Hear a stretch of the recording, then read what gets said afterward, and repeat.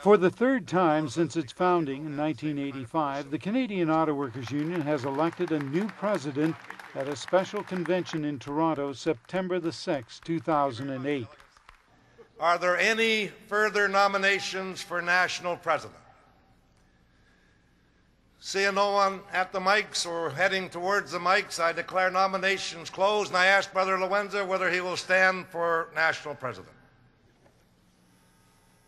Of course, I will stand for nomination for the national president of the best union in Canada, Canadian Auto Workers and Local 444. I respectfully accept your nomination. Thank you very much. Thank you very much, Ken. Over the past 36 years, 54-year-old Ken Lewenza has moved up through the ranks of the union. He has a track record of fighting for workers and social justice as president of CAW Local 444 in Windsor and the president of the CAW Council. Your duties are defined in the laws of the National Automobile, Aerospace, Transportation and General Workers Union of Canada, CAW-Canada. In your obligation, should any emergency arise not provided for in these, you are expected to act according to the dictates of common sense, guided by an earnest desire to advance the best interests of the National Union.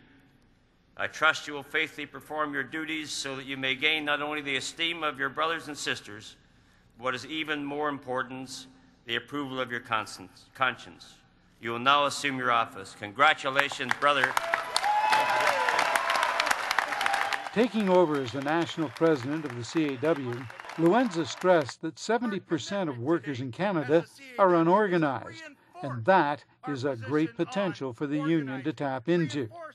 So our commitment today as a CAW is to reinforce our position on organizing, reinforce our commitment to bring in new members that'll bring that rich diversity into our union and make us stronger into the future.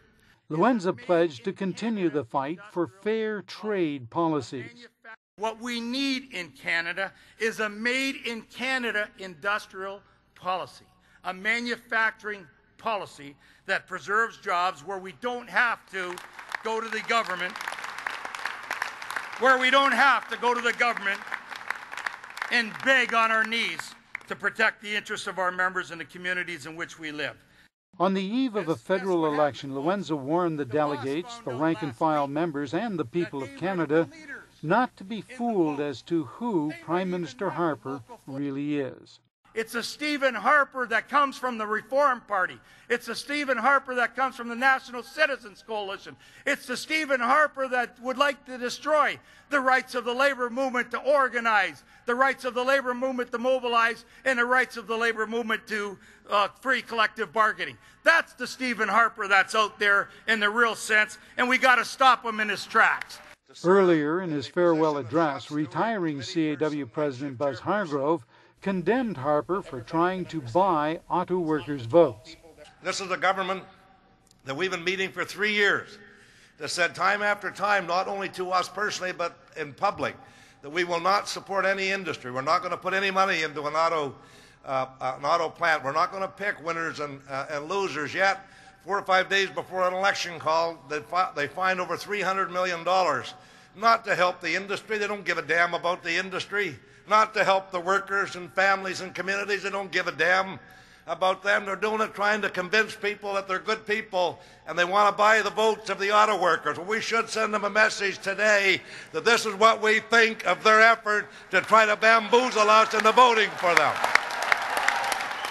Both Lewenza and Hargrove urged all Canadians to vote strategically to ensure that the Harper Conservatives do not form a minority, let alone a majority government. Solidarity forever. Solidarity forever. CAW, fighting back makes a difference.